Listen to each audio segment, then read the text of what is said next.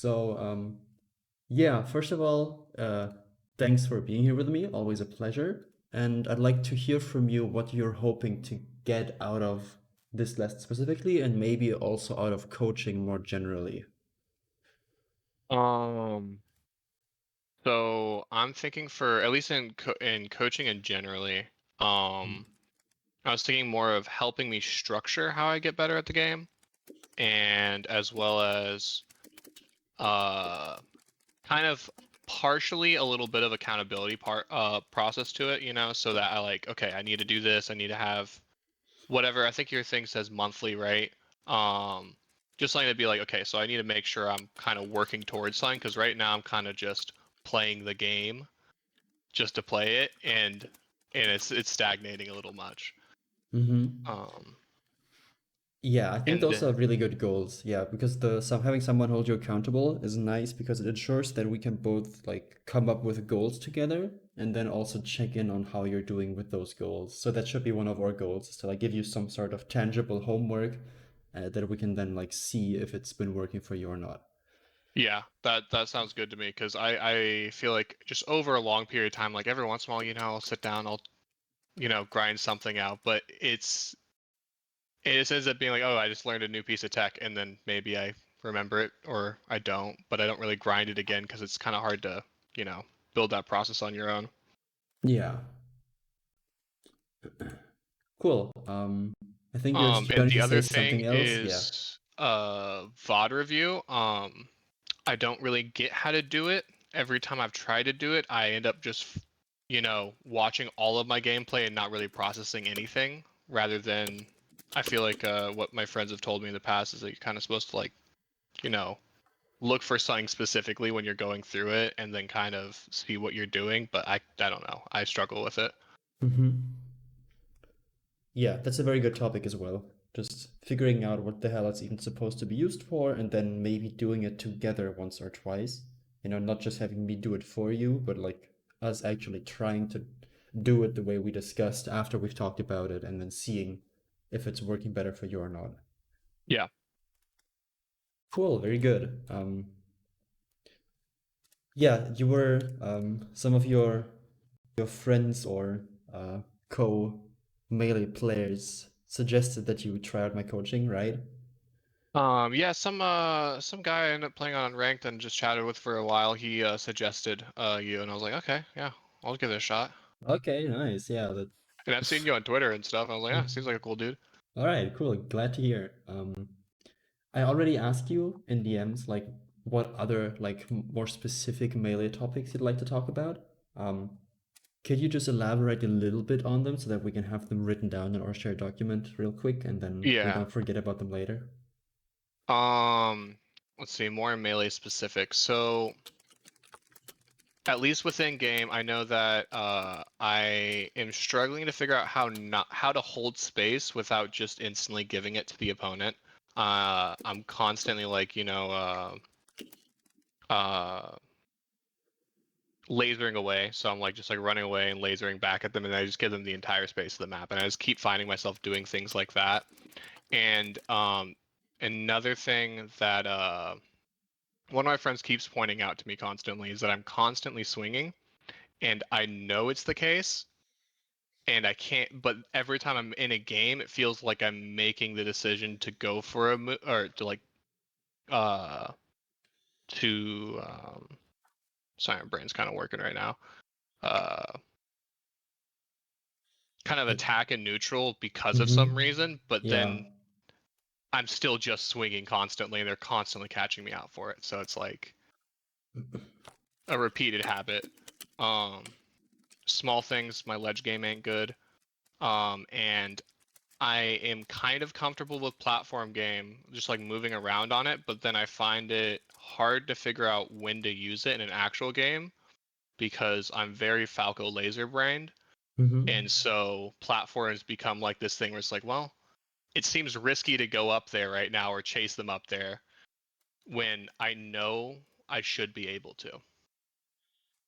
Yeah, I see. So I think something we can look at is how to actually move on platforms, because even a lot of people who start learning to use platforms and they just go up there to then jump down instantly again. Which as Falco honestly is fine, right? Because you can just Yeah. always go up there and then drop through with the laser again. And it's basically just another way of doing a short hop laser with a slightly different timing, where, for a short amount of time, you're too high up to get hit by Fox and Air, for example, so it can be okay.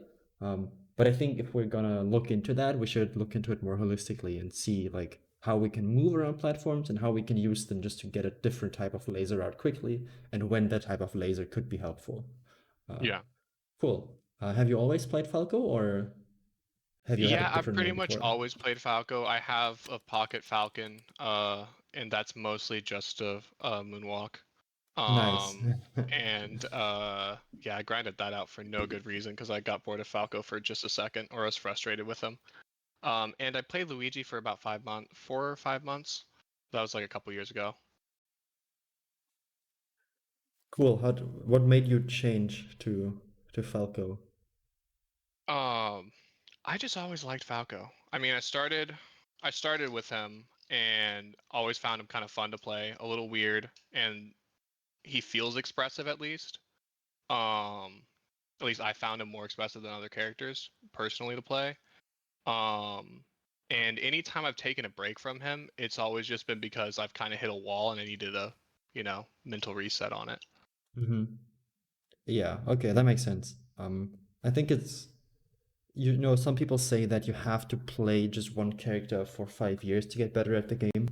I think Hmm. switching characters, if it makes you enjoy the game more, is perfectly fine at any point. Because the Oh yeah, more you enjoy the game, the more you'll play it and think about it, and that's usually what actually leads to improvement. Um, but yeah, glad to hear that Falco has been it's been good for you. It's been you're having fun with him, and it's yeah, definitely good and solid choice to make that you won't ever have to regret, like in any matchup. yeah. I won't really have to regret. It's always going to be at least neutral, and I don't think I can see myself manning any other character. I can see myself having a side character here or there, but I want to be a Falco player, so Hmm. Yeah, okay, that's cool. Nice. It's good when you can identify with a character to that extent. yeah. All right. Great. We have most of your stuff written down. I think the only thing that isn't on there yet is the tech consistency, right? Um, Yeah, that's just general like um turning around and shine every once in a while and it just kind of super awkward to deal with. And then shine grab, out of shield shine. Uh I think my issue with out of shield shine is more of timing when versus the actual execution. My execution probably could be better, but I cannot figure out how to use it properly. mhm. Okay. Yeah, those are already pretty difficult inputs that we want to figure out a way where we can practice them by ourselves in a way that translates well over into real matches. Yeah. Because for a lot of tech, a lot of people can do it if you put them in Uncle Punch, but Yeah. then when they actually have to play against a Fox who's like nearing their shield, and suddenly the shines out of shield just aren't coming out anymore. And yeah, I feel that too hard. yeah. How long have you been playing for roughly, or when did you first Um get interested in the game? So I'm mostly a Slippy era kid. I started like I played for 3 years prior to that, but it was all in houses with people who like it was mostly just like friendlies with people who kind of knew some tech, but that's about it. Um, and then Slippy era came and I kind of started grinding a lot more. Hmm. Okay, that's cool. Yeah, Nice that Slippy has enabled you to do that. You're it like just made it NA so much West easier. Coast, right? Yeah, I'm Bay Area. Yeah, okay, cool. Yeah, hopefully you have a lot of fun opponents there. Have you ran into Fiction on unranked already? I don't know if I've run into Fiction on Unranked. Okay. I have run into Pivot Jab recently. And I probably run into more people that I have no clue who they are because everyone has a different tag on there. Yeah, exactly. I was just wondering because I always see Fiction, or in the past I used to see him stream unranked a lot. But Mm, yeah, I think Fizzy has adapted the matchmaking a little bit in the past couple of 2 years to make it so that newer players aren't forced to play against Fiction as much anymore. So it makes sense. yeah, I've been finding myself playing less on ranked and more. I have like a small group of people I play with, a couple people in like a Michigan and Utah melee scene that I play against. Oh, that's cool. Yeah. Yeah, it's nice to have like consistent people to play against because then it's much easier to figure out problems, work Oh, on you can see your solutions. flaws so much. Yeah. And when you work on the solutions and play them again, you can actually test if your assessment of the problem was correct, if your execution of the solution is working, all that stuff. Yeah. Cool. As you may or may not have seen, when I do my lessons, I usually record them for you and my other students to rewatch. I just wanted Okay. to ask if that's something you're okay with, if you prefer me not recording or not uploading. I think that's fine. All right, cool. If you change your mind at any point, just let me know. I can also upload it privately just for you to rewatch if you prefer that. So yeah, just feel Okay. free if you ever change your mind, no problem. We'll Yeah. do it whichever way you prefer. Okay. Sounds good. Okay, great. So I think since you said you wanted like some sort of a structure for improving, I think that's what we should aim for today. And I think a good starting point would be to try to discuss some goals that you have with the game. Um, Okay. when I talk about goals, I like to split them up into short-term goals, which are things that you can see visible improvement in within like the next month or so. Then there's the medium-term goals, which is like within half a year, you'll be able to see some improvement. And then there's the long-term goals, which is anything that takes longer than half a year. It could be wanting to become a top 100 player or, just wanting to get Yeah. really good at a certain matchup. Can you think of any of these types of goals? Um, it's hard to think of like specific goals. Because currently, I think this is not very specific, but maybe we can kind of turn it into something more specific. Is improving in the Fox matchup so that it is less tilting, if that makes sense. I think that could be specified a little better. I'm not sure what kind of term that goal is though, because that's kind of a little bit of a mental and gameplay wise too. Yeah, I think of course, you should become like completely zen and just be above all your emotions when you play against Fox starting from today, but I don't think that's super likely to happen. Yeah, So I probably think not. it's probably going to be a mixture of figuring out the spots that frustrate you, getting better at playing them, figuring out the next spot that frustrates you, getting better at playing it, and then eventually you'll be at a point where the stuff that is currently very annoying is no longer as annoying.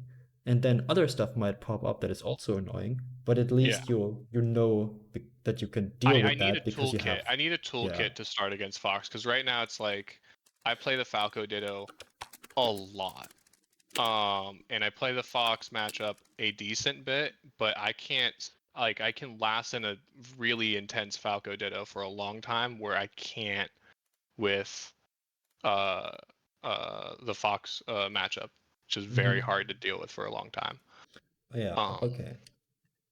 but I Yeah, would think maybe a more short-term goal would be like uh expanding my options on plat and expanding my options and knowledge of what I can do with going to plat or dropping from plat and stuff like that. hmm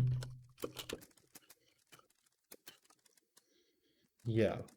Um, that's something that's like in the middle of like short to medium term, right? Because it's Yeah. going to take some research or, a lesson like this to figure out what you might want to do. And then it's going to take a while for you to internalize those things and actually implement them in your own gameplay. Um, Yeah. but just learning about them and knowing what options exist is already a pretty big step, and that can definitely be done in, not too long of a time span. So that's good. Uh, Hmm.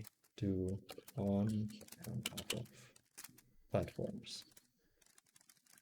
Cool. Also, I'm not sure, are you looking at the screen share I'm doing? Yeah, I'm Or watching it. Yeah. okay, cool. Because I'm currently sending you the link to this little document. Because Okay. I always have like this shared document with my students. The link I sent you gives you editor's access. So if there's anything that you don't like or that you feel like is missing or you want to add something, you can write something down in here. And also in between lessons, you can use this as your own personal like note-taking sheet for whatever you want to, because then it makes it easier for us to look at. what you've been thinking about, and we can also just scroll back up for during our next lesson and see what we talked about last time. Okay, that So yeah, makes sense. these documents have proven to be pretty dang helpful for these That's types of lessons. Yeah, make sure it doesn't get lost in memory. Exactly. Okay, yeah, I see it. And also, you don't have to take notes yourself because hopefully all we talk about it will be written down by me as we discuss it. And as I said, if there's anything missing, there's the recording that we have, or you can just add it in here if you notice that something's not there. Yeah. Okay, sounds good.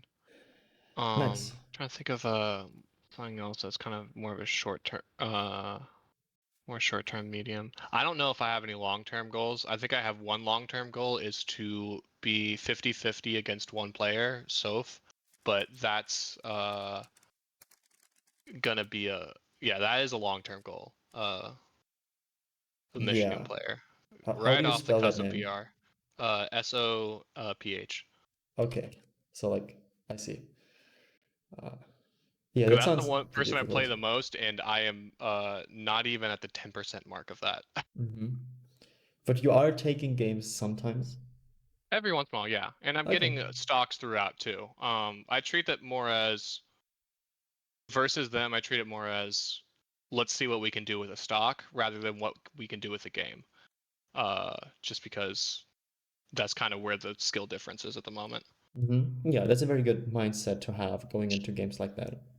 Yeah, I'm a little less win oriented than I am. Uh, Winning the stock is more important than winning the game to me. That Mm-hmm. makes sense. Yeah. Cool. Um, I think for long-term goals, it can be helpful to think about why you play this game. Like what makes you play a melee, and maybe what makes you play melee instead of another online competitive game. it feels the best. That's about Mm-hmm. it. It's not like I don't think I have anything that's gonna any long-term goal that would be the reason I'm sticking with it, rather than I just want to be better at the game and I enjoy it and it feels good. And the more Mm-hmm. expressive my gameplay gets, the more I enjoy it. Yeah. That's a very good point, I think, because as you like clean up tech skill, as you get better at your decision making, as you get better at dealing with Fox's full hub, the game will feel way more expressive as well because you have so many avenues of outplaying people that you didn't have before. And the better you get at all of these things, and the more you can internalize them and do them without having to like actively worry or think about them, the smoother it will feel. And it just keeps getting better when you play this game. It's crazy. Yeah, I guess I say this like every 3 months. I'm just like I keep having moments of like, oh my god, I can't believe I was able to do that. How did I even come up with it? And I'm craving that feeling forever. So I Yeah, want to I keep doing that. totally get that. Yeah, I think we all have that when if we're listening to this or if we're playing the game. Yeah. Sometimes we just do stuff where it's like, wow, I didn't know that was possible, but I somehow did that, and that's great. Yeah. Okay, I'm trying to think. Yeah, yeah. That's probably good. I don't know if yeah. I can come up with anything else. I'll probably come up with something else during this talk. Yeah, I think we can take a little bit from the Hmm. above section of the topics you'd like to talk about, right? Because for Yeah. medium term goals, we could think of like getting more clean with different types of shine tech skill, right? Getting more comfortable doing shines out of shield, doing shine grabs, those types of things. Not getting Yeah. stuck in shine or, turning around more consciously in it. Um, for short-term goals, there's also smaller things like, okay, maybe if you practice ledge dashing for a week straight, you'll get better at it. It'll take longer than a week to really or to become really good at it and to also use it against real opponents. But it is something where you could see improvements within like, a Yeah. few weeks at least. I think yeah, so short-term goals we could put options like ledge dash and double laser, because for some reason you know what's even better? I need to be able to refresh with Firefox. I need to do Mm-hmm. that. I don't do it. I know I can, but I don't do it for some reason. So kind of getting better at those ledge techs would be a good short-term goal. Mm-hmm. Um and then probably I would say it's more medium term would be that shine tech. it's decent right now, but it is definitely there's just it's going to be a long-term thing because I think I know the basics of shine techs, or at least I know enough about doing shine tech stuff that it's just going to take improvement and actually implementing it, and I'm not sure how I'm going to start implementing it, but that's, I think, is a medium-term goal. Yeah. What would you say your most common issue is, or which one of those do you feel like would be the most beneficial if you were to get much better at it? For which part? For the shine tech skill, because we have a few different things that we talked about and we combined. It would be probably shine out of shield. Yeah, that's the one That's I was probably the thinking as most well. important one I think I'm missing because the turning around in it is just me needing to get cleaner with my actual movements. And I can shine on the plat pretty comfortably against people. But yeah, shine out of shield, that would be the best one. Yeah, I agree. It's the one that has the best like effort to reward ratio as well. Because you open up so So many good. reversals that you previously weren't getting, where you just got stuck at shield against the Fox who was wailing on you with aerials that were technically unsafe, but because you can't trust in your super quick shines out of shield, you can't really get out. Yeah, it's Yeah. I feel you in that situation. Oh, Okay. I just thought of a goal. I think it'd probably be I don't know if it's in the goals or more something I kind of want to explore at some point is options to explore with dropping from plat, shining, and then starting a combo that way. I've found it really fun, and I kind of want to explore how that can work, and I don't really know any good resources or what clips to watch to see how other people use it. Because I really like weird place shines. I find it fun. Yeah. So like you're on a side platform, the fox whips in there under you, and then you drop through, shine, and then double jump back up and like take them on Yeah. a ride. And Okay. yeah, doing that kind of stuff. And I've also found it's a good bait too, because you do it twice, and then you do that shine, you jump back at the platform, drop with something else, and it works super nice. Yeah, the next time you like do a laser, then you like Yeah. laser to grab or shine or something. Yeah. Yeah, that's it. It's nice to have these types of things that you just find interesting and think would be Yeah. cool to do, because that's how motivation becomes easiest. And I think that should Oh be yeah. our next topic is if you come up with other goals, feel free to let me know anytime. Yep. But how those melee goals can relate and translate into like a motivation to sit down to practice. The reason why I say it like this is because usually when people just roughly want to get better, but they don't really have a time frame for it, and they don't have a time frame for any of the stuff that they're trying to get better at, it's really difficult to sit down and do something productive with your time spent on the game. However, if you Yes. know that the next time you sit down, you want to first spend 5 or 10 minutes to just practice double laser from ledge, right? Because that's one of our short-term goals, is what we want to improve at. Yeah. Now you know that this is something that you can specifically practice, that you know you need to do to get better.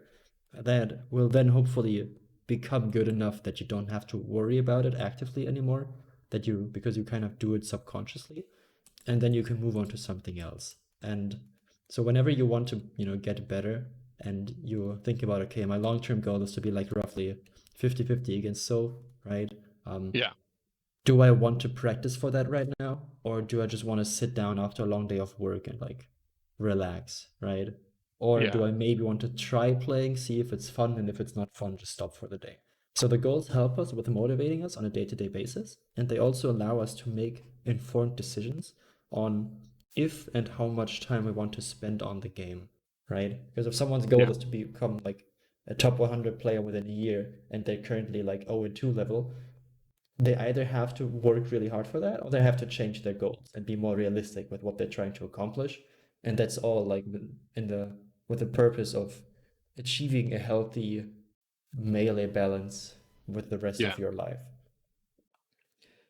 Yeah. I Yeah. see that.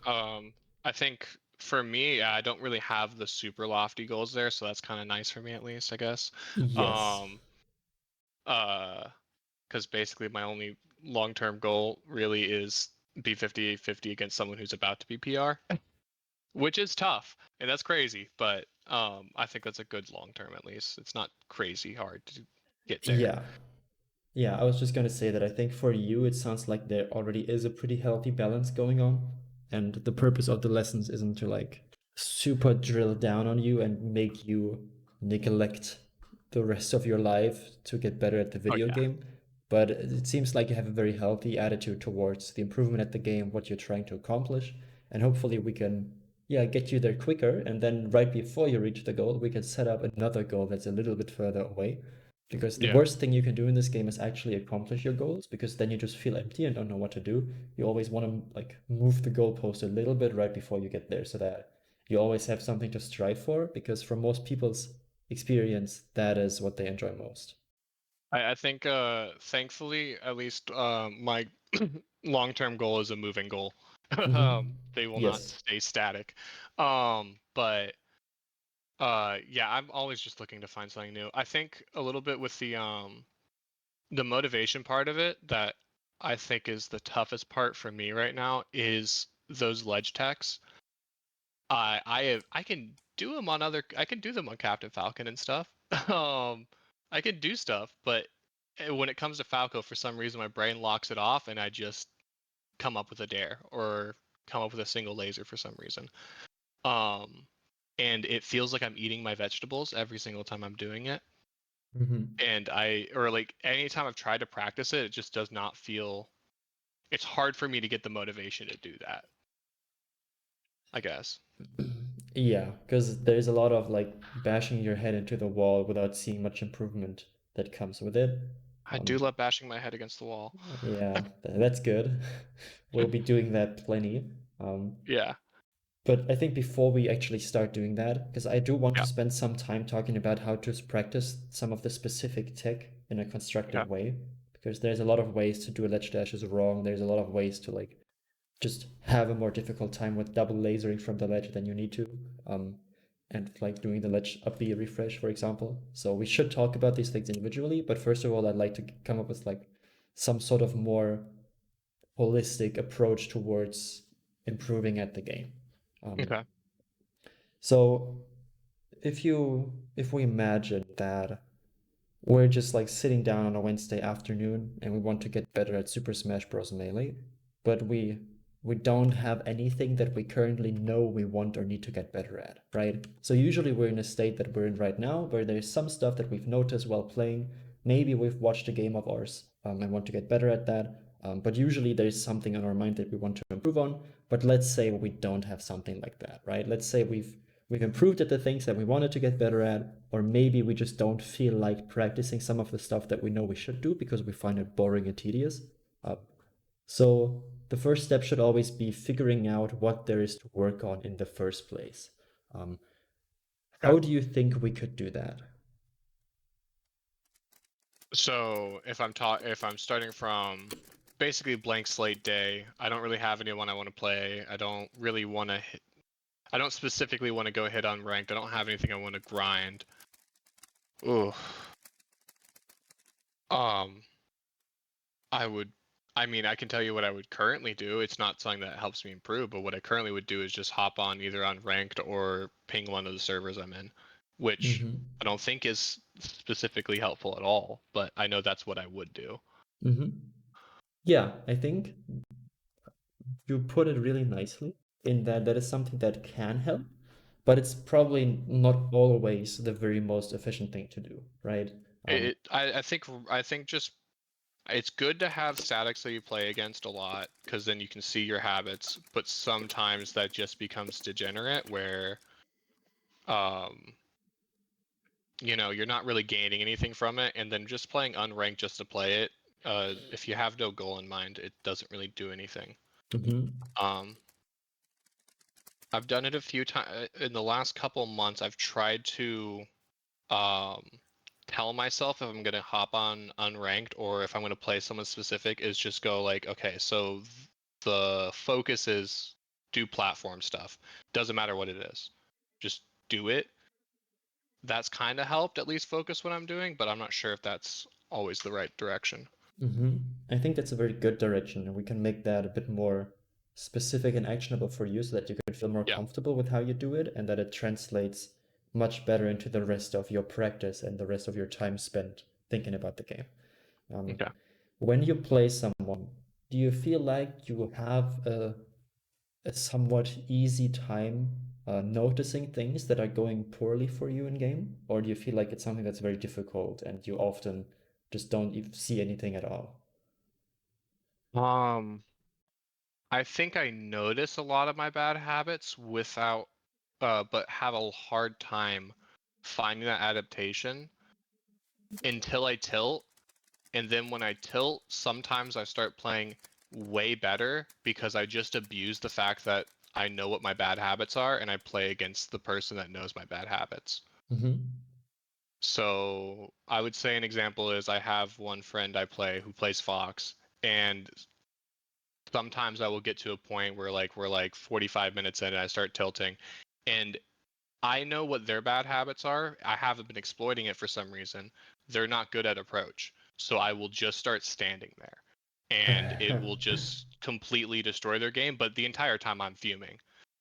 But then I'll start like playing better from that. And then I'll not be happy that I'm playing better because I'm just standing there. But Mm-hmm. I guess kind of an example of it, I guess. Yeah, I see. So, um, yeah, like you said, sometimes it's easy to find the problems, but not as easy to find the good solutions that also feel fun to use, right? Because it's like that standing around is a solution that works against this player, but first of all, would it work against other Fox players? And is there maybe a better No. solution you could implement that would do even more for you, right? Instead of like avoiding the Fox and sometimes having them mess up, you can like contest the situation head on and go into it with a better like risk reward approach in your mind, like wave dashing in and holding down so that if they keep back airing in place, you can maybe CC shine or CC grab them for it at least. Um, Mm-hmm. that's the type of stuff we're looking for, but that's already going into the next step because right now what we're just trying to do is figure out what is going wrong. So in your example, that would be what your bad habit is that is currently happening. Um, are I there think any? I'm good at Yeah. noticing it, but that I can go like it might take me a couple games to Mm-hmm. notice it, but I'll be like, oh, I have been just teching right into them every single time, Mm-hmm. and I'm realizing that that's why I'm getting caught. Now the adaptation to that, sometimes I'll continue to just keep teching into them. I don't know why, um, or I'll see like um, things like that. I think I can notice them decently quickly. It'd be better if I could notice it faster, but Okay, but it's not like you're just completely like blind to them when you play for 2 hours. You come out of it every time thinking, what the hell even happened? Um, there are yeah, some times that happens, but it's usually only if I'm getting rolled, and yeah, that's a different experience than playing someone. yes, and that's completely normal. Cool. So that's a very good one. It's just playing the game for that reason is fine if you play it while looking for stuff that might be going wrong. Um, Okay. how we want to uh, judge that and weigh things in terms of when and how badly they're going wrong is something we'll talk about in a second.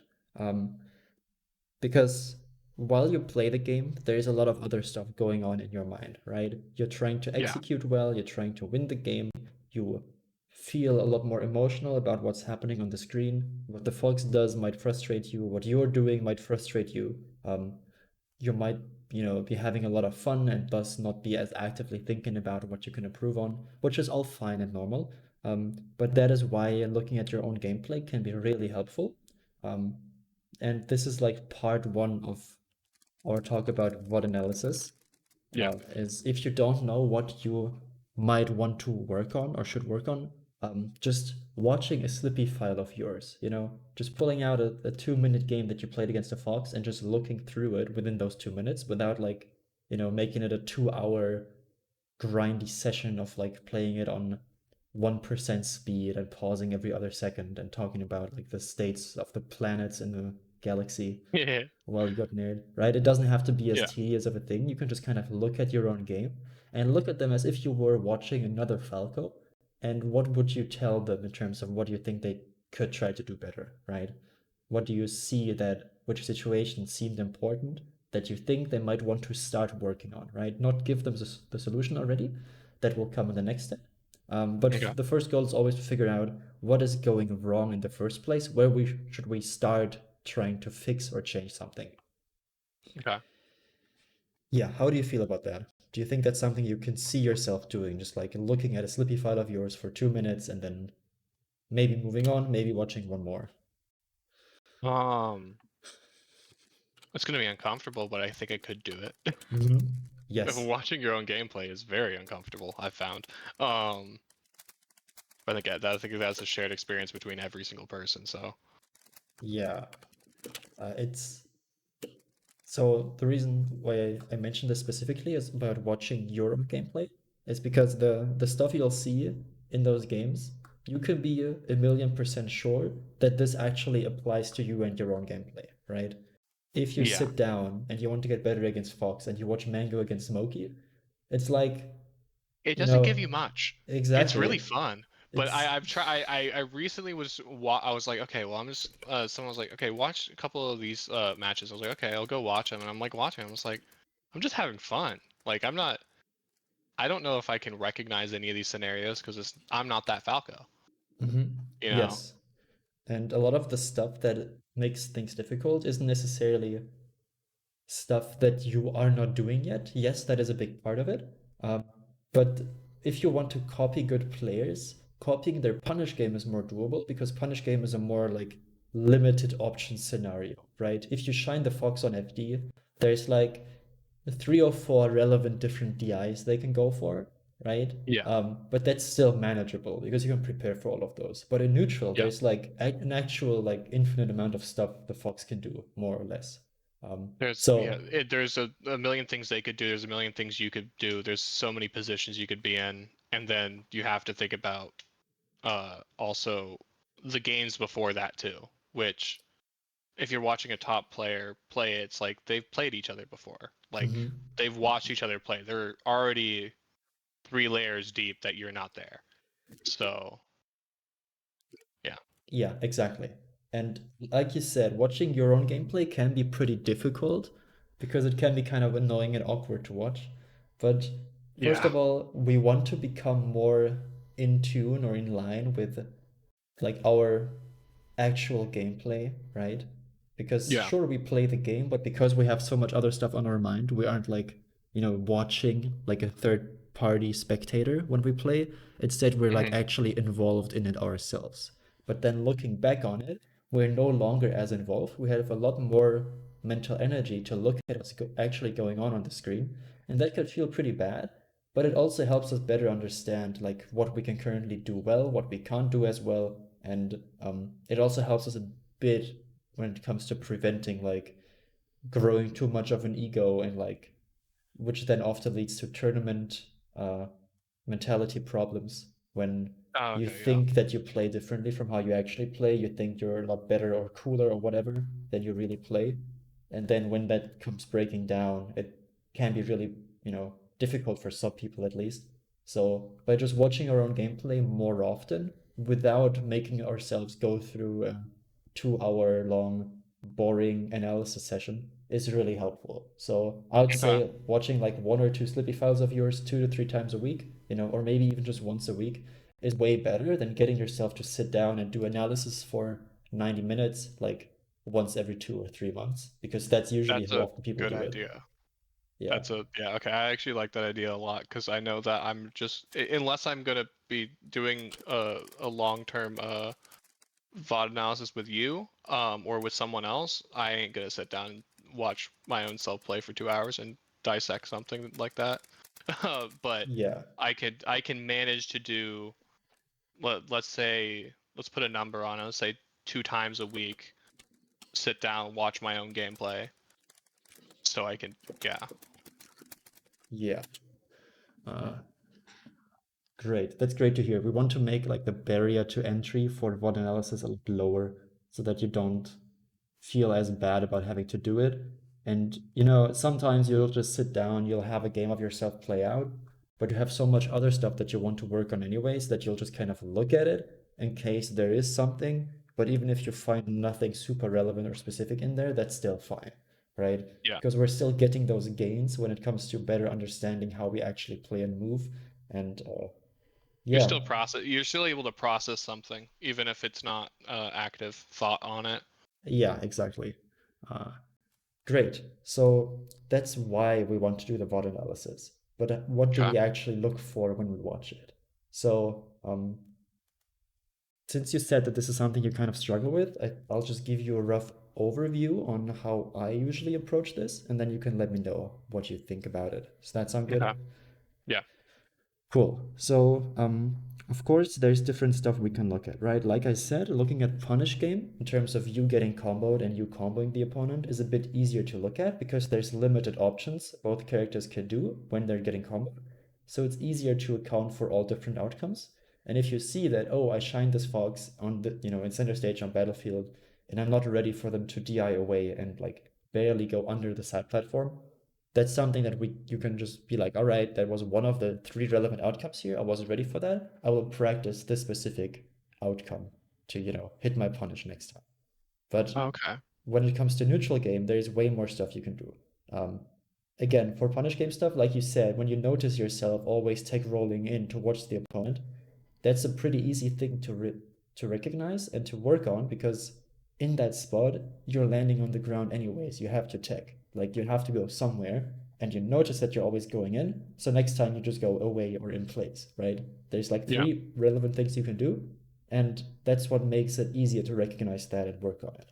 But then for neutral game, there's so much more stuff that's going on. So yes, we want to work on punish game and we want to work on defensive game, but we also hopefully want to figure out what is leading to us getting comboed in the first place. So things to look at. We have, of course, punish game. Where am I ending my combos? Was that a good way to end the combo? Should I have extended it, or should I have ended it in a different way one step earlier? Right? Sometimes you get these shines or up tilts where you could go for a longer combo with a shine, or you could just forward smash the the Fox or the Falco off stage. And those are the types of situations we're looking at is whenever a combo doesn't work out the way we want to, we kind of want to look at the last thing we did in the combo, what we were trying to do, if that's something that can work and we just messed up the execution, or if it's something that we might not want to do in the first place. And then we go back another step and look at, all right, what did I do to end up in this situation? Maybe you went for a shine where instead you could have up tilted, right? Where on shine they can fly much further away, whereas up tilt has less base knockback, so they can't go as far away from you. So maybe like an up tilt would have been better instead of a shine. And then that's something you can take from that. Or maybe you did the up tilt, but then didn't have to follow up. So you go back another step, or look at how you can better follow up from that up tilt. Um, does that make sense to you? Like that backward seduction? Yeah. No, I think I see what you're going for here. I think okay, that in itself might be a little complicated for me to get used to because I definitely don't have structured combos at the moment. I mean, I can with the right tempo, I can shine dare them across stage. That's fine, but I find myself just going for things. So I think that part of that is that I don't have much structure to my combo game, where I'll find myself doing a super long string and then on average doing a 3-hit string, and then I think I remembered right now another thing I'm just gonna put on the difficulty is ending combos with back air uh, too early. Because I know I've started to notice that I'm doing that a lot. Is that hard back air too early is kind of killing a combo Mm-hmm. fast. But no, I do see what you're saying with you see the you go to part of, or let's say I start with a shine or something, and then I look at my follow up. Would the follow up work? And then if it does, then it's just execution, right? And if it's not, then it's okay. what could I have done, and maybe finding that next step that would work and practicing that, right? Yes, exactly. Um, I think this is also a good point to take half a step back and use this to Yep. talk about how we even improve at the game in the first place. When you feel like sometimes do you ever like play sets against people where you're just trying to like play your best and win? Yeah, I definitely do that. Nice. When you do that, how many of the decisions that you make in game would you say you're making like consciously, and how many of them are just like being made automatically by you? So it's mostly flow. Mm-hmm. You, just to preface, I'm already pretty two selves pilled, so I do understand that concept at least of like like instead of fully, how do you say, um oh, I need to do this here. It's more like, okay, let's go for something here, and you kind of tell yourself to do that, and yourself just kind of does it for you, you know. Mm-hmm. Um, Yes. if I'm kind of in the if I'm like, okay, best of five at the end of a long sesh or something, it's definitely more of a, okay, we're gonna take a back seat and let myself play, and at most notice things for myself. Mm-hmm. You know, it's like, okay, I see them there, you know, and that can be enough for my brain just to do stuff. Yes. Exactly. I think that was a very beautiful way of describing it with like the two selves. There's like Very inner the game of tennis. Yeah, we have our like what I like to call our default gameplay. I don't like the word flow state too much because flow state like implies almost like a level of ascension and like good outside conditions where you're playing at your optimum. But most of the time you're gonna be playing your average or closer to it. And that's why I like to I, call it our default gameplay. Yeah, go ahead. I would define flow state differently than that. Mm-hmm. My definition for it is rather it's playing more unconsciously. So it's like you hit a state where you're more trusting you're trusting what your body can do, you know? Mm-hmm. It's not an ascension. It can feel like that. It can feel like something like, oh, I couldn't do that. This is like the perfect scenario.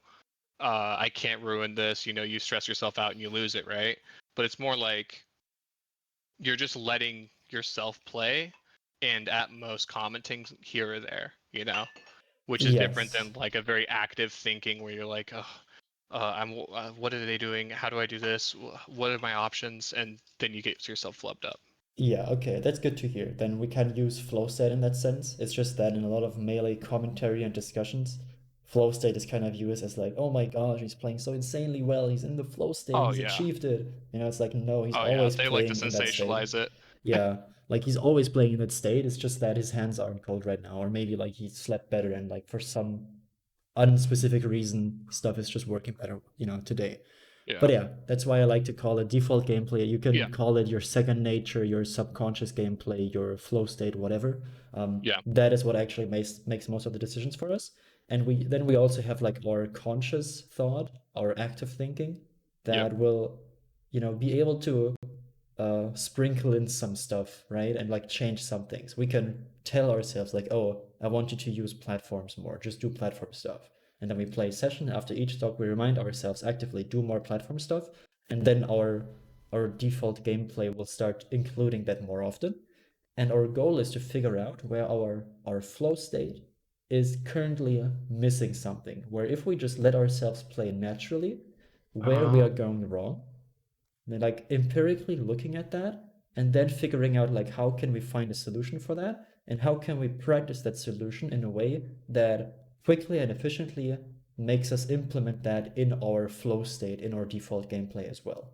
So it's about uh, like using conscious thoughts to like assess our normal gameplay and then using a bit of active effort and thinking to as quickly as possible make that solution become part of our yeah of our yeah. second nature.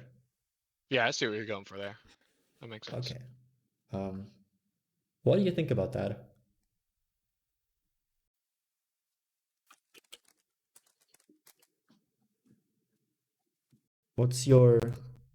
Do you feel like that makes sense or is it like a weird thing to listen to?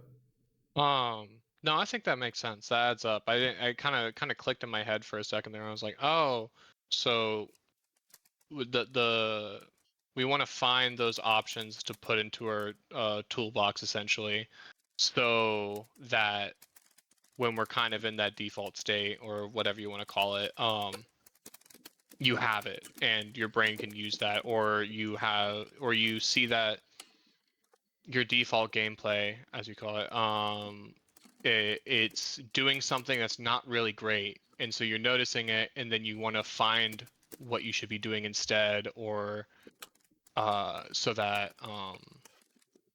it's now integrated, or you get rid of that bad habit in a way, you know. So Mhm. you kind of replace it with something else, or you add something so that your brain can kind of just do it. Yes. Um, That's a very good point as well, is that not doing something usually isn't an option in this game, right? If we currently always roll in when we're in the corner, we can't just tell ourselves not to roll in anymore. That might work, but we roll in because we are very pressured in that situation and we know that if we don't do something, we'll get hit, right? Yeah. So we have to have a specific replacement option ready, where once we figure out that the rolls in aren't as good, maybe we can be like, all right, Falco, maybe I can full hop and side B to the top platform when I'm in the corner like that, right? Mm-hmm. That's just like one specific option. And now we can go into a game and tell ourselves when we're stuck in shield in the corner, maybe try doing full hop side B to the top platform and just see how that works. Or maybe try shooting a short hop laser out of shield, right? Whichever solution you want to try learning and implementing first doesn't really matter too much. It's just about that in the first step, we figure out what there is to improve on. And then in the second step, we try to come up with a solution for that situation. And that's what we'll talk about next. Okay. So not doing something is never really an option. We need to have a replacement option or an option we can add to our tool set for that situation. Because rolling in might still be a good option, right?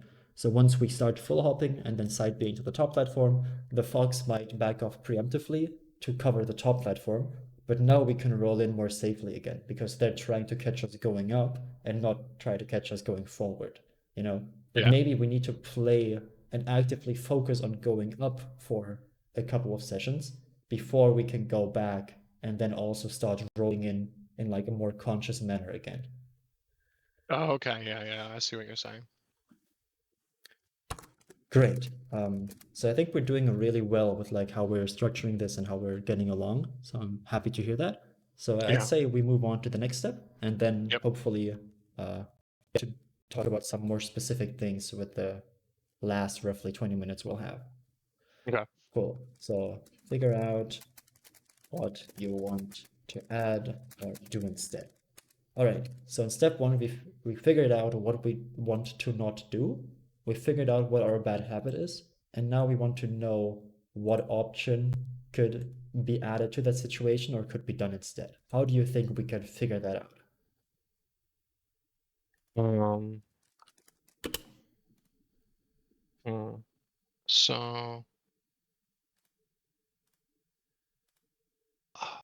I'm not sure how you even figure it out, or you just kind of you you look at it and you try to you have to look at it from a third person's perspective. So if you're looking at it through like a VOD, let's say, and then you just kind of have to think of, okay, what else could I have done in this specific scenario, even if it's not the catch-all to it. Just go, okay, like that full jump side B, or even just go to plat and go to just run across plat, like jump up to plat and go across because you're stuck on shield in the side of stage.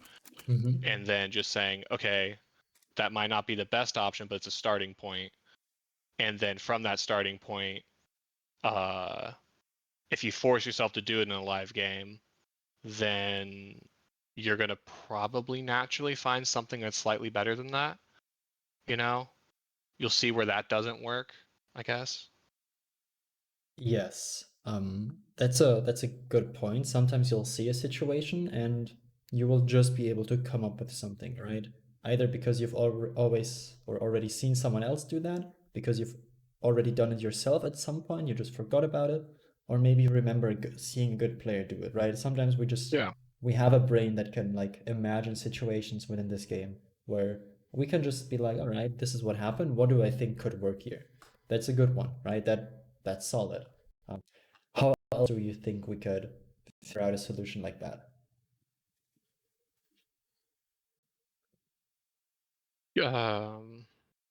I don't know. No, I'm not sure how else to do it besides just kind of look at it and your brain comes up with something from whatever it knows. I'm not sure how else you would explore that. Yeah, no, that's good because that is a good solution. The reason why we have VOD analysis part one written down here, because this is Yeah. where VOD analysis part two can come in, is now that we know what the situation is that we struggle with, let's say we're playing neutral against Fox and we're like under a side platform and the Fox is on the edge of the side platform, like doing full hop back ass, right? And Yeah. we notice that when we try to play from there, we just keep getting back at it over and over again and we lose our stocks really early because of that. Now we could watch um, other players play that situation, and we don't have to watch like a 20-minute like Fox versus Falco set where we just look for everything, but instead we can like kind of skim through it and look for the one situation that we already know that we specifically struggle in, right? Because usually we Hmm. have the issue that we don't know if the situations we're seeing even apply to us from the top players. But now we can watch to find that situation that we know applies to us and then see how they play it. And that can be really helpful when it comes to Uh, getting a feeling for how one can play that situation, because we're not watching them and getting overwhelmed with all the stuff they're doing and just having fun with it, but we just kind of look at the screen until we see that, oh, Falco's like in the corner, Fox is full hopping closer to center stage. What do they do? okay. Yeah. So this would be the part where it's like, okay, so now we have to go to an outside resource outside of yourself. So Yes. go look. You have recognized a scenario where you need improvement. Now go through stuff until you find that exact scenario or something very analogous and see how they deal with it. Yeah, exactly. Okay. Um, Another good thing about figuring out the problem like this is that you can ask much better questions when it comes to wanting to improve at the game, right? If you just ask Mhm. someone, like if you were to come up to me and ask, like, how do I get better against Fox? I could write you like a 2,000 word essay on it or Yeah, it's something. I was coming to you with that question fully like full well knowing there is not a thing to do. There is a million things you could be doing. Yes. And there's a million ways you could be doing those things. So it's more of trying to develop my own gameplay against it, you know? Yeah, and that starts with knowing what you currently struggle with against Fox. And then Yeah. once you've found that solution of like, oh, like I'm trying to get out of the corner against Fox, but they just keep full hop back airing. What do I do? Like this is something I can answer where I can give you 2 or 3 specific things you can try to implement. Um, so it makes your questions about the game much easier to answer. It makes them much better. It makes the Hmm. answers more specifically applicable to you. And yeah, of course, I'm still more than happy to try to answer your non-specific questions. But the more specifically you can describe it, the like more applicable and easy to use the answers will be for you. Yeah, okay, that Um, makes sense. you can ask other people, like a melee coach of your choice, to uh, describe the situation to them. Okay, nice. Um, those are the main ones, really. Uh, of course, when it comes to figuring out what to work on in the first step, there's other stuff like when you play someone and you talk to them in DMs, they might be able to give you pointers here or there, which is another relevant thing to talk about. I do But try to do that yeah, anytime I get someone who's friendly that I like if I find someone on ranked, I can find them on Melee Online and they're down to chat, I will hit them with questions. yeah, and that's very good. But we still want to kind of just like how we're busy thinking about our own stuff and how we're using our limited like active thinking during a session on a few things we want to implement, our opponents are doing the same. So they Yeah. might like over focus on a certain situation. And also it's a very emotional thing to play this game, right? We might Oh get yeah. hit by like a spot dot shine a lot and it might feel really bad. So even if it just happens 2 or 3 times in a session, we might come out of that session thinking like, oh gosh, I got spot outshine so many times, I died each time, this was so awful. But it like isn't actually as big of a thing. It just felt the worst. Yeah, I So get a random double shine on me from Fox, and my entire game is ruined. yes, It only exactly. happened once. It's not that big of a deal, but I'm just focused on that now. Yeah. Yeah, Um, that does happen, and everyone's going through the same thing. yeah, exactly. So yeah, take everything they say with a grain of salt. Yeah, Maybe like just rewatch the game to see if you agree with their description of the events that they're describing. yeah. Because sometimes we see stuff that didn't actually happen, which is fine. Oh, happens all the time. Yeah. So, cool. If we just want to finish up like the VOD analysis thing to make sure we've talked about everything, we talked about like how to do punish game analysis, right? When looking at your own gameplay.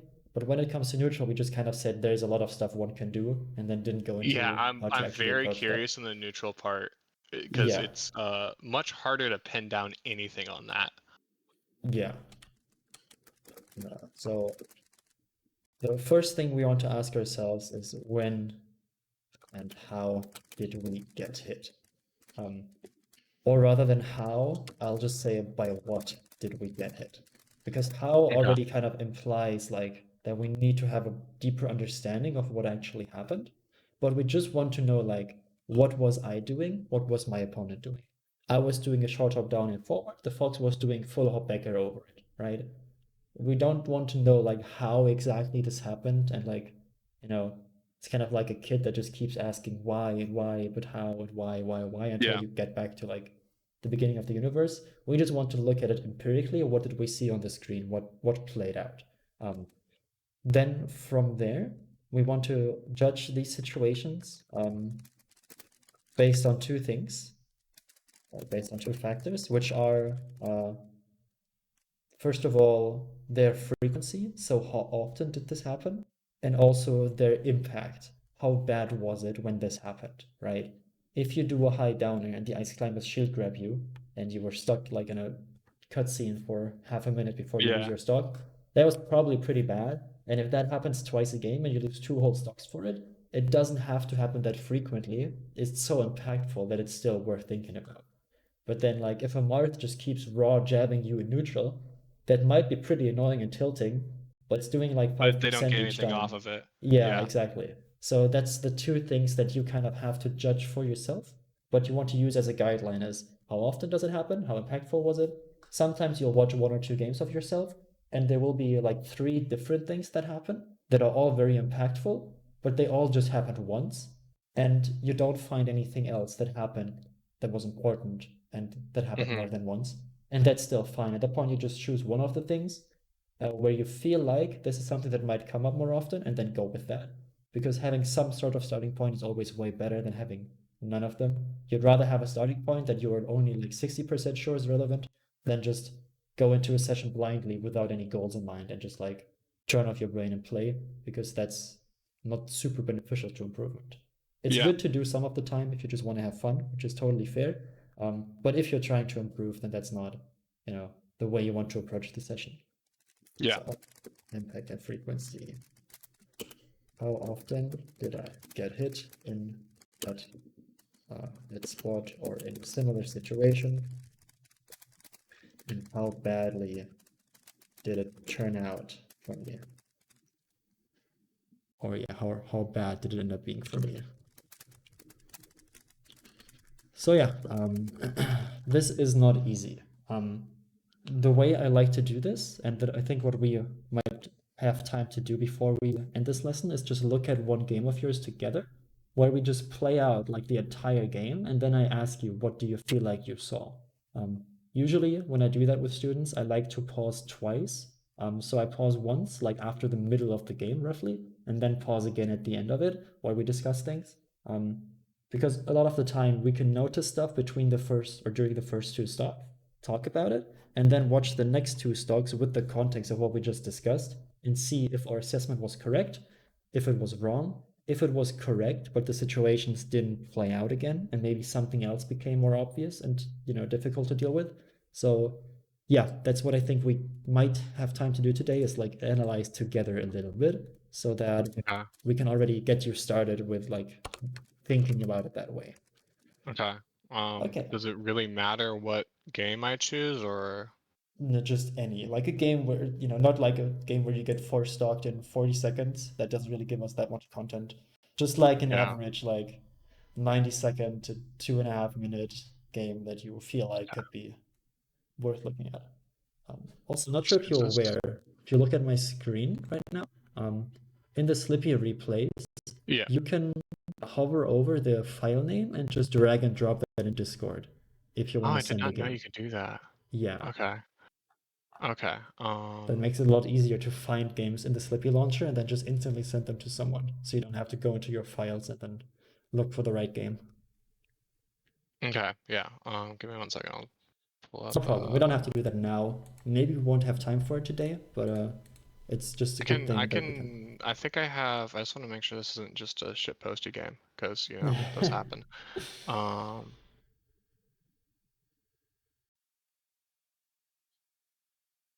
Uh. So here, this might be good. I have actually no clue because I can't see it. Um.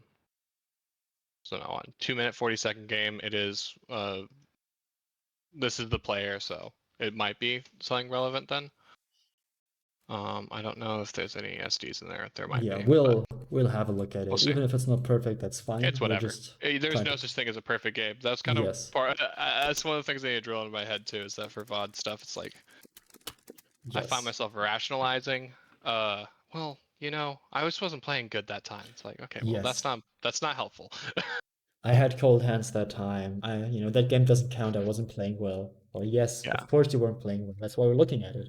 Uh, yeah, yeah, yeah. it's very easy I to. made sure to grab one I think that's like in the middle of the sesh for that, so Mhm. Yeah, at give that myself point you the have no least amount of excuses. excuses. Yep, Yeah, no you you excuses. you were warmed up, but you also weren't too tired already, which you can use as an excuse during the last couple of games. Yeah. All right, so let's Um, try to more quickly get through steps 3 and 4, so we have a little bit of time left for the other stuff as well. yeah. So now that we know what our problem is, let's say we roll in from the corner a lot and we want to use like a different option, like full hopping more, um, and that is our solution for that problem. Now we actually want to learn to implement that in a real match, and of course we could just hop on unranked and try to do that. But the problem with that is that we might not get to play out the situation as much, and also when it comes to that situation and it actually happens, because the game is so fast and we only have our little bit of active thinking that we can use to help us implement this thing, when it Yeah. happens, we might not be able to recognize it in time. So I like taking this one extra step of just going into solo practice and then also using solo practice not just for tech skill stuff, but also for situational practice. Um, because that's one of the great ways we can use this is that yes, we can move around and we can practice our shines out of shield, right? We can do Yeah. that, but we can also just imagine ourselves standing here, right? If we want to, we can even record Fox doing stuff like this, right? Where Yeah. Fox is just back adding over and over again, where we know that, okay, if I roll in, I get hit by this, right? But if I'm in shield right here and I go like this, then I'm fine and I can keep moving, you know? Okay. Yeah. We can get way more repetitions in that way. And the more repetitions we get in, the less active thinking we'll need to actually implement this against real opponents. Because in the beginning, the active thinking and the mental effort required will be close to 100% for the situation. But if we just spend like 10 minutes doing this, like just by ourselves over and over again, while like imagining that we're playing against a real opponent, we can get that down from 100% to maybe like 90% or 85%. And that already makes a Yeah. huge difference in terms of how well we can execute it and how much other stuff we can focus on while we play. Okay. So solo practice is best used when accounting for 3 different bits. So this is like just used as a short, this is a good point to just talk about solo practice more generally. Of course, solo practice is good for learning new tech that you cannot execute yet, right? Yeah. Learning new tech skill. And if there's something that you truly cannot do yet, you do just kind of have to sit down and do it in isolation, right? If you cannot wave dash yet, you just have to focus on doing wave dashes for an extended Yeah. period of time, maybe a few days in a row, until you get better at them. That's just going to take a while, And if you can't do an input, you want to break it down to its smaller components, right? A wave dash is, okay, I first have to jump, then I want to move the stick down diagonally, and then I want to do the air dodge. And then if you see that the air dodge happens too early, or you don't get an air dodge, right, it means that you did it too early. And if you air dodge too late and you get like a very crusty air dodge, wave dash, that like, you know, looks like this. Yeah, a little triangle hop. Yeah, then you know, like, okay, I did the air dodge too late, and then you can speed up with it until it becomes better, right?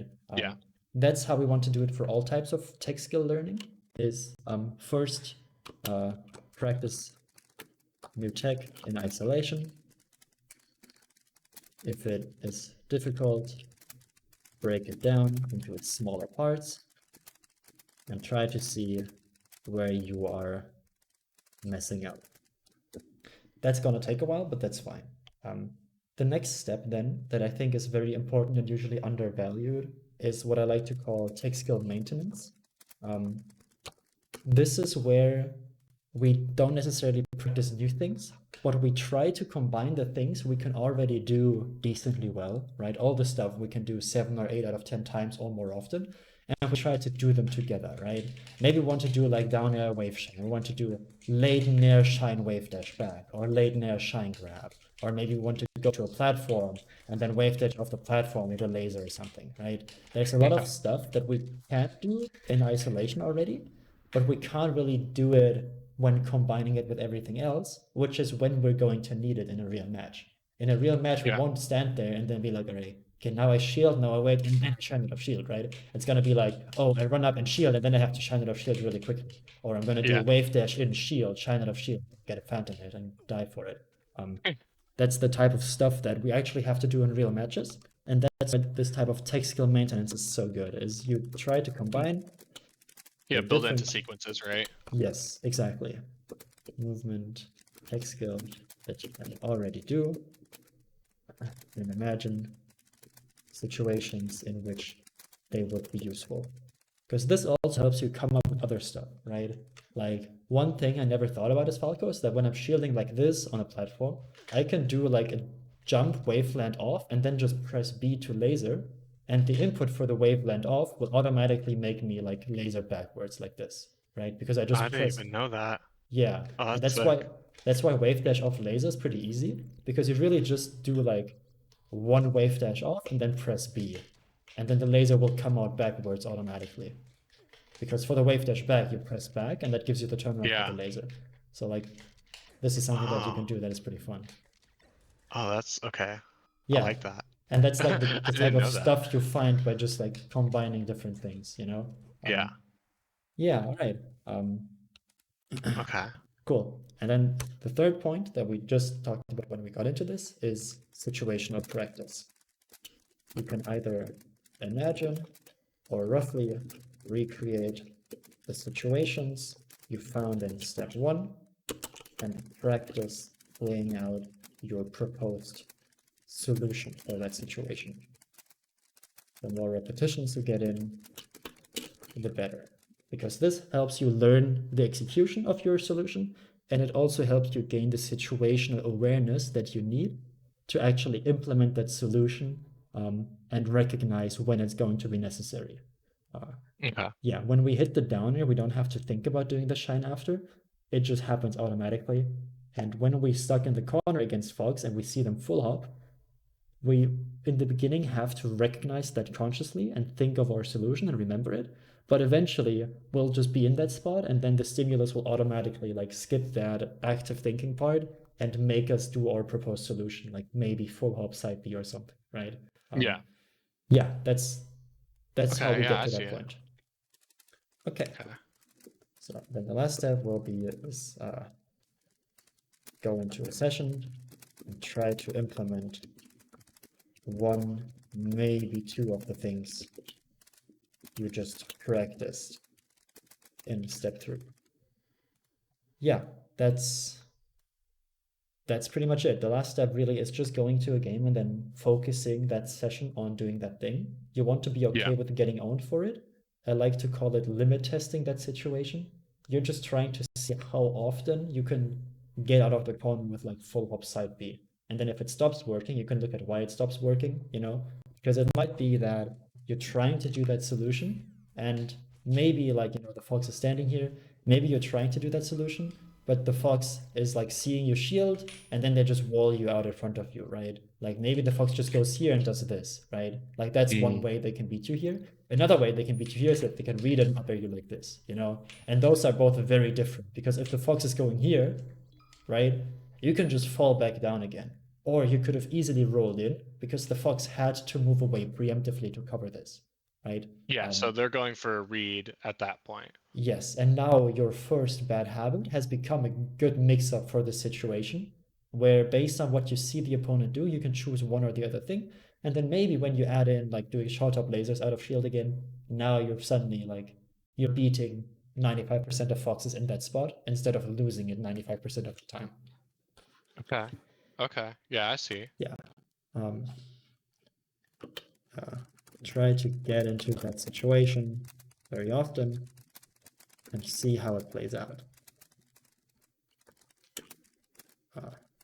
Either during the game or after. In that fourth step, kind of feedback loops into the entire process starting over again in a way. Yes, Because exactly. you're going to then create a new situation that you're going to have to solve. Okay, I see.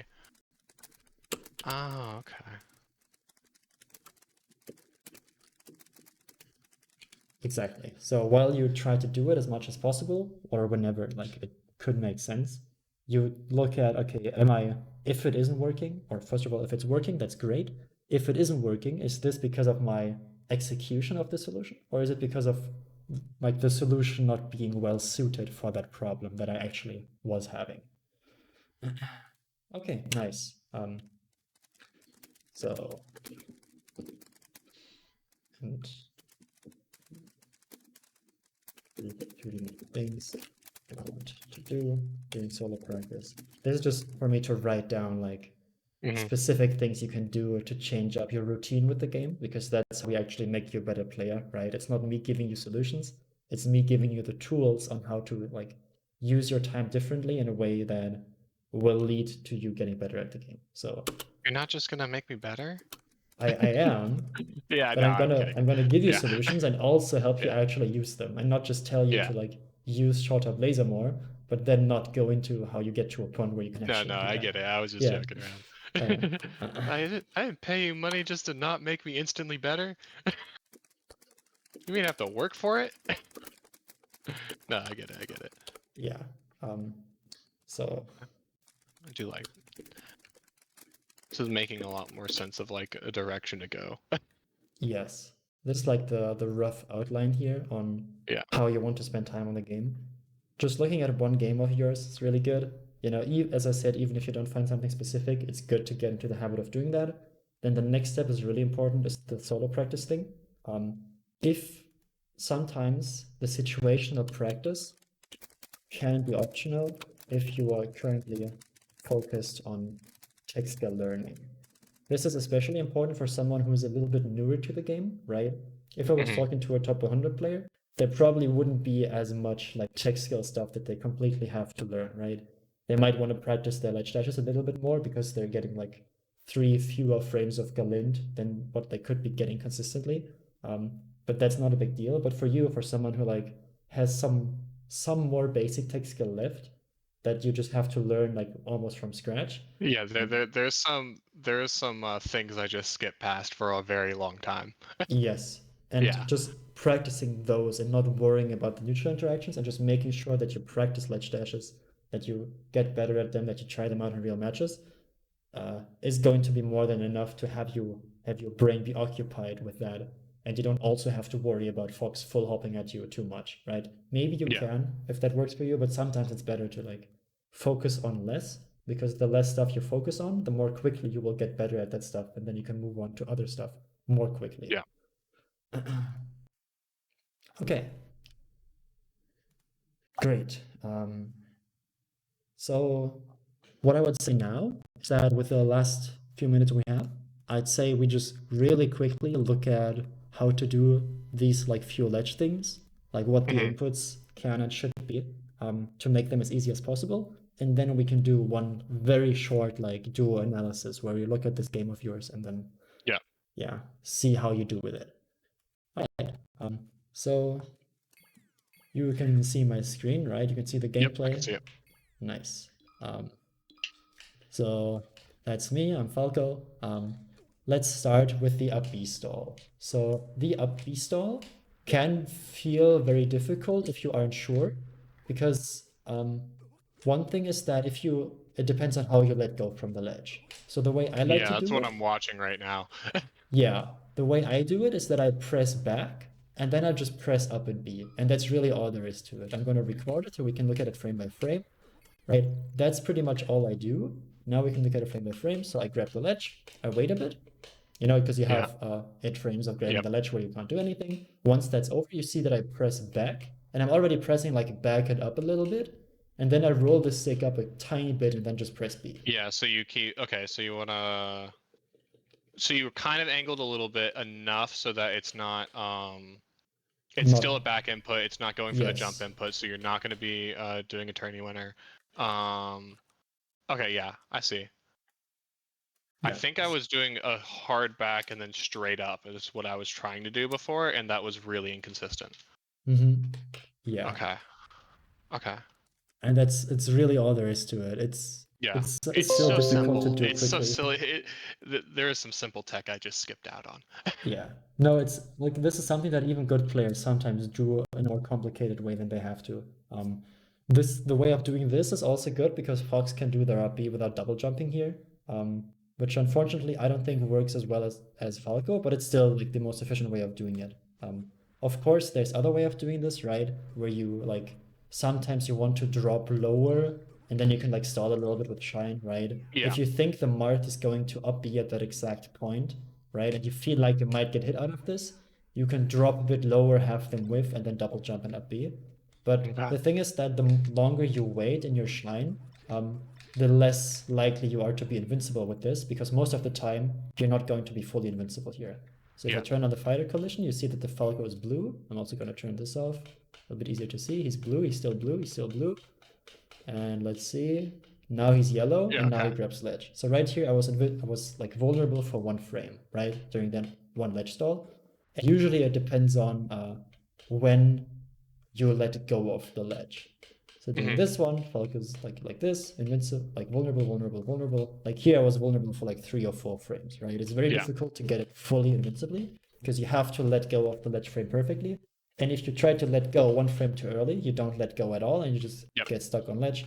And if you do it too late, you end up being vulnerable. So Yep. yeah, it's not something that I would go for if there is a chance the Falco hits me out of it, because you see, like I'm usually vulnerable for between 0 and 3 frames, which isn't a risk I want to take if the Martha piece just kind of end me at 0%. Yeah. But yeah, it's a very good way of just, if you see the fox is further away than you thought he was and you have time to get one more refresh in, that's great. Because if you're invincible while the fox up B is traveling through you, it's much easier to hit different types of back airs and down airs because you don't have to worry about outspacing it because your character literally cannot be hit. Yeah. Okay. Yeah, I see. And then I think there's something that it also makes ledge dash frames better.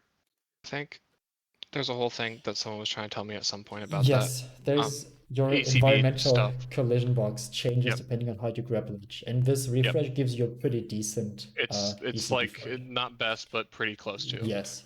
One of the worst ones is wave dash fastfall to ledge. That one's pretty bad. You don't want to Yeah, wave I dash did that a fastfall. lot. Yeah, but it's all right. Like this Yeah. ledge dash might have worked if I had gotten a different ECB. Yeah. Like just full hop no fast fall or short hop no fast fall is pretty good. But it usually doesn't make the biggest difference, and only when you It's get like mostly super glint comfortable with and it. sometimes will kill you. Yes, But less often. Yeah. exactly. So let's go into ledge dash training. I'm just gonna give you a quick rundown of what Okay. there is here and how I would practice this. So first of all, do you have a version of the Uncle Punch training mode? Yeah, I do. Great. So you go into the ledge dash training, pick your character, go on the stage. First thing I would do is press start. Switch the starting position to respawn platform and turn off the auto reset. Because the auto reset makes it that whenever you die, you just get placed back to wherever you want to, right? The ledge. But a ledge dash, if you just do it like this, right? That's not the only part to the ledge dash. The important part is grabbing ledge and then letting go of the ledge at a reasonable Okay. time, right? But if you get automatically like randomly ported to the ledge, that's Yeah. never going to happen in a real game. So this is a good way of practicing different ways of grabbing ledge, and then once you've grabbed ledge, you can do the ledge dash, right? Yeah. So this is why I think having this type of starting position is good, and turning off the auto refresh is because in a real match you're never just going to appear on the ledge. Instead, you're going to be off stage, like somewhere, right? You're Yeah. going to be like here. You're going to have to recover and then do a ledge dash, and Okay. that's the type of stuff you want to practice. Okay. Yeah, Okay. so you're almost I since I do also know the basics of a ledge dash, I throw it basically instantly into a sequence. Yes. Just because it's the actual scenario. Yeah. Okay. You can also practice like just getting out a hitbox invincibly in the beginning. First of all, I would just try to make sure you can get like 5 I galint can get glint. roughly, Yeah. like somewhat consistently, right? Like this is also a good way of practicing different types of ledge grabs, right? You can go to ledge like this, you can go to ledge like this, right? You can do all that stuff like edge cancel, laser, turn around, right? There's a lot of stuff you can do there to grab the ledge, to help you learn like movement on and around the ledge. But more importantly, it's that you practice just doing the input, and then when it goes poorly, right? You use the top screen to look at where was I not like as good, Yeah. right? Like right here, I see that I was in cliff weight for 2 frames, which is good. I think 1 or 2 frames of cliff weight is probably optimal, because then you can ensure that you don't get like a ledge jump. But here, like I was jumping a bit too long, and I was in 2 frames of air dodge. And for like a super perfect ledge dash, you want to have like almost no air dodge at all, right? Yeah. Because you want to transition straight from being in the air to already being on the ground. So like here, if I had air dodged a little bit earlier, I could have saved myself like a few frames and then gotten a better ledge dash. But that's why looking at the top screen is important. Like if I get a ledge dash that looks like this, right? I know that maybe everything else was fine, but I was in cliff weight forever. So I want to focus on letting go of the ledge more quickly next time. And then this one, I let go of the ledge more quickly, but my air dodge was like a bit too late now. So I'm gonna do it again until all those things like kind of work better, like in combination with each other. Okay.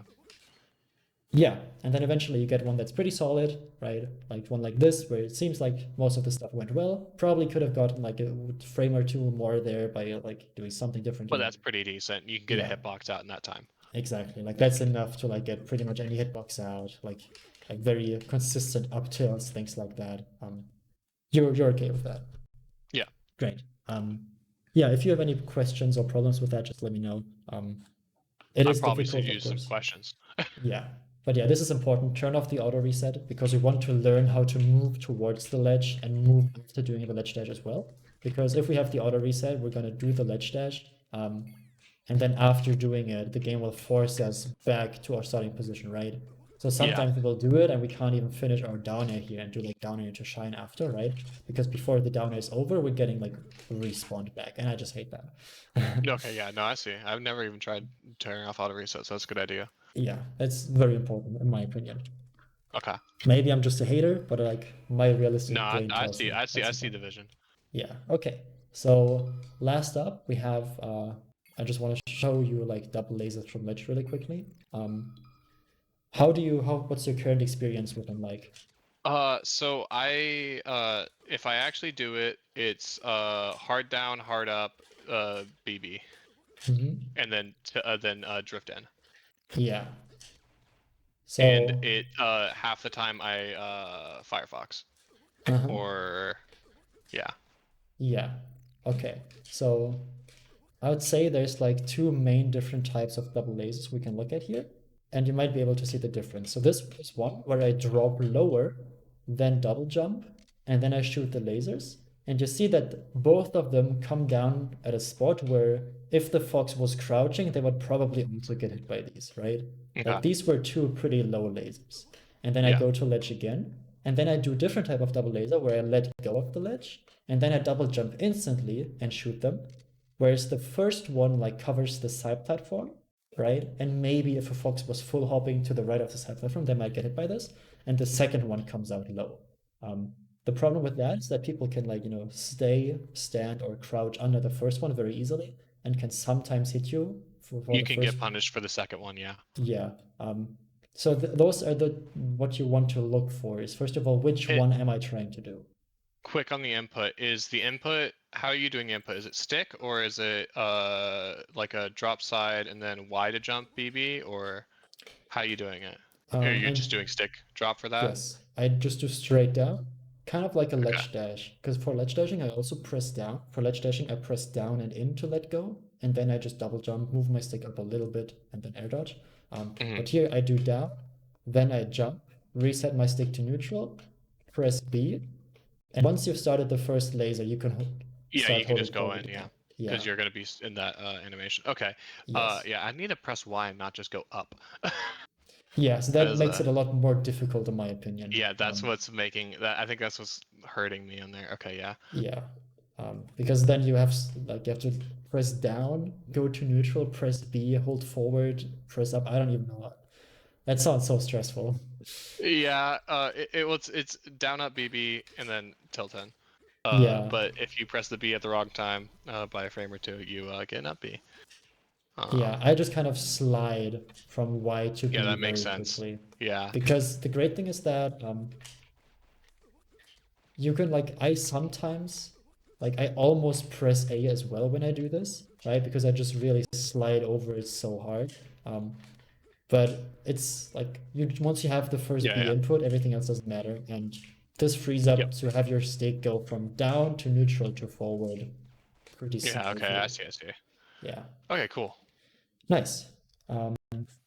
Then we have this talked about. I'll just write it down really quickly, and then we can look at your game. So down, let go, up,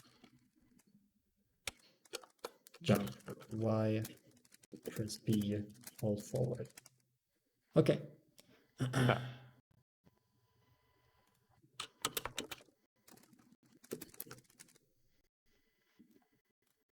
Let me pull this up.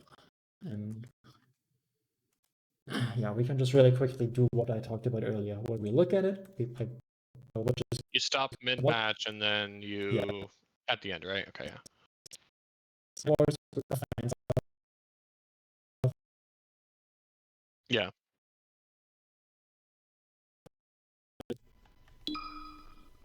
I'm really curious to see which game this was. Hey, at least it was FOD. yeah. Quick question, are you an FOD hater? In theory, no. When I play it, kinda. Like as Okay, that's Fox, fair it's enough. fine. As Ices, it's very You're playing annoying. tourney games though, it's different. Yeah, in It's my friendlies, I favorite totally stage. don't mind it, but in tournament, when like the platform just stays at the awkward height that the left platform is on right now, and then Falco just keeps stomping on it over and over again, and Nana Yep. keeps running into it, or something like that. No, Kind of I get annoying. you completely. Tourney's different. Friendlies, it's the best stage possible. I swear to God. It But that's is. just, it's fun. It's As just Falco, that, I just do down air. Like it edge cancels anyways. It pokes through the yeah. platform. I just play So, down air only games. It's so fun. All right. okay, let's Can see. hopefully see my drawings. Yep, That's I see cool. that. Cool. So let's just start watching and see what we find. First of all, which Falco are you? I'm gonna be blue. Okay.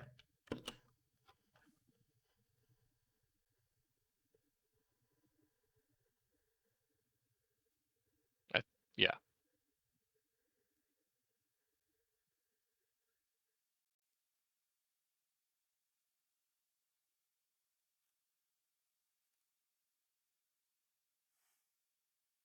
Who is this Falco? The opponent? Soph. Okay, it is Soph. Nice. I was Yeah. thinking it I could be. went for a game specifically for that, Nice. Yeah. and one that wasn't a complete beatdown. Damn, I they're don't know if clean with they. it. Oh, they're so fucking clean with it.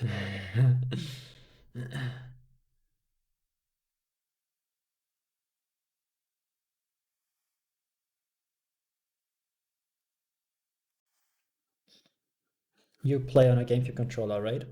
Yeah, fob. Okay. They play on box. Yeah, no, I don't think. Yeah, good to know, but it's more so for you because I don't want to Yeah. talk to you about stick movements when we're actually talking about button presses. But No, from how you were talking about it, I was able to tell it's that. stick. Yeah.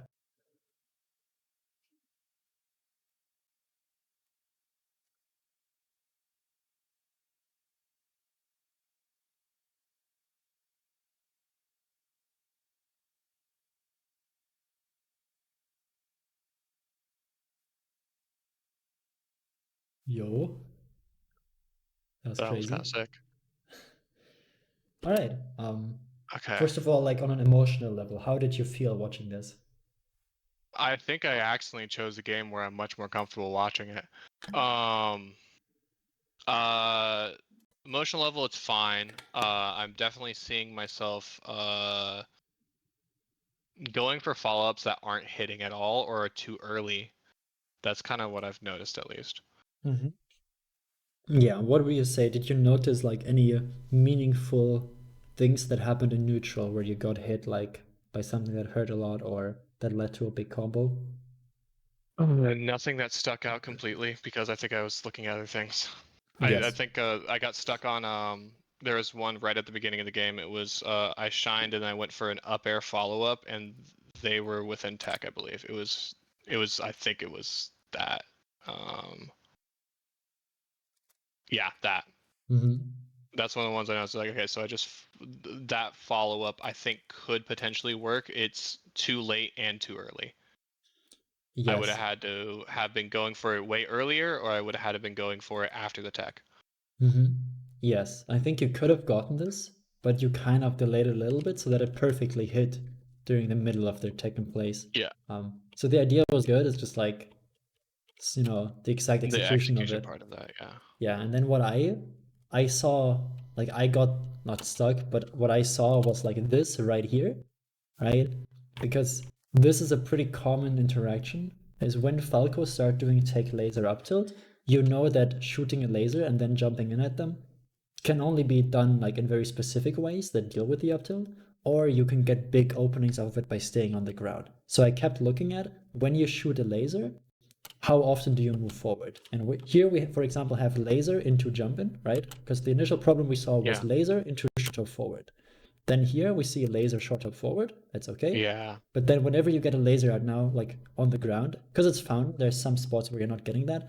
But yeah, again, most of the stuff is that as soon as you're actionable, you're like doing dash forward short up, right? And you're good at the tick skill with it, right? Like yeah. you move very quickly. You're good at moving out of lag, so you're not doing this I've poorly. yeah, But yeah, just what you're doing against a good player can end up being punished like this once they've figured out the rough timings of it and what you like doing, on they that know spot. my timings too, but Yes, because those are spots where if you shoot the laser, do one dash back, then dash forward and go in, suddenly you're hitting the opponent, right? Because yeah, the up tilt is only out for a short amount of time, and yes, it has little lag, but if you just randomly shoot the laser, do a tiny dash back, and then dash forward and go in, you're gonna be coming in right after the up tilt, and suddenly like you're playing a whole mix up, and it becomes much more difficult to deal with. All right, okay, so that's kind of what I saw. What I was looking for is again here laser movement forward. Here it worked, right? Because you didn't jump in, and also you just like took a little bit. I've been trying to do more wave dash and shines Yes. because it's less reactable. Hmm. They Yeah, see the short hop, they can react to at least what they think probably will be, and it's much easier for them. exactly. It's a very good option, like running away from Fox and then wave dashing back in and shining. And it's crazy Hmm. how often you catch them trying to running shine you or shoot up aerial you. Yeah, Okay, so let's kind of look at the last half of this game and then yeah. do one more little round of Okay. talking about it.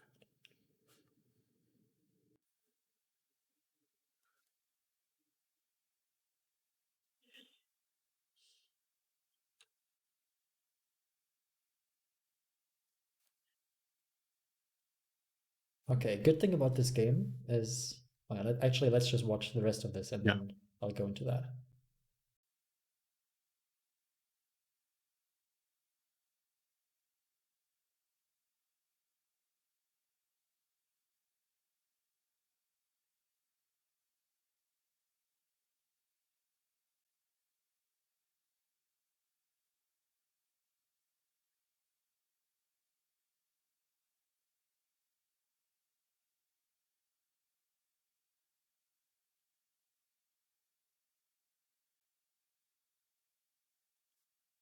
Okay, winnable, winnable. I've, I will have seen you win these in the future. Dang. I have won them in the past, but that was not it. Yeah, okay. Cool. So I'll point out one thing I noticed on that. I look so awkward when I'm in the corner near ledge. mhm, Yeah, you yes. can just see me, even if they're off stage, you just see me kind of freeze up. Yeah. And that's why I think that type of ledge dash practice I discussed, where you also Yeah. practice going to ledge and going from ledge, right? Because you could also practice different types of back airs off the ledge after having grabbed it. Yeah. Another important part is that you can practice going to the ledge from different spots, right? Because sometimes you are right here and have to go to ledge and you just do this, right? But sometimes you are right here and have to go to ledge. So you want to have like a option ready that you know, like if I'm far away, this is how I want to grab ledge, right? You Okay. just want to practice one thing that you can do to grab ledge from far away every time, so that you have something for all distances, right? So that you can comfortably make Yeah. it to ledge, right? For example, if you're Yeah, right here, I a little bit over rely on the dash dance wave dash. I do a lot. So, and I think mhm, that gets me stuck when I'm trying to go to ledge too, because then I'll be like, wait, I'm facing the wrong direction. Wait, let me fix this. Wait, let me, instead of just having an option that'll get me there. yes, exactly. And it's very nice if you have something you can consistently do every time. Like from this distance, like Yeah. maybe I just want to do like run up, shine, turn around, wave dash back, which is Yeah. pretty difficult, but it's a good default to have there because it's Yeah. consistent. It's always the same timing. Where stuff like edge cancel laser that I was doing a few times, if that happens once, you never want to do it again. So, um, Yeah. yeah, all right, cool. You But yeah, said there was a good part of it that you were going to point out. What was that? yes. This game, if you were completely on your own, you had no idea what to look for and like what patterns to see, this is a very good game to just look at empirically what moves did I get hit by and how often. Because we would see there would be a lot of up tilt in it, right? You getting hit by up tilts.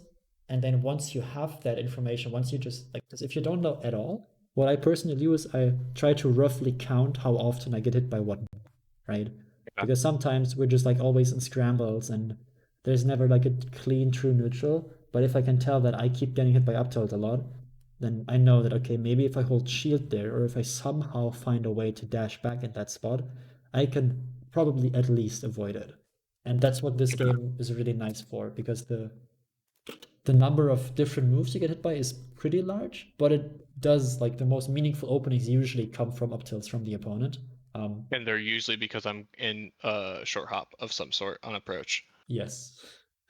Kind of already like see it right here, right? They drop through, I just kind of And chill then in. they're They just see gonna you, wait for me to go too much. I'm gonna go for a and then you short dare, and hop, then yeah. yeah, and then out of the short hop you get hit. So that's that's why what makes this game good to analyze.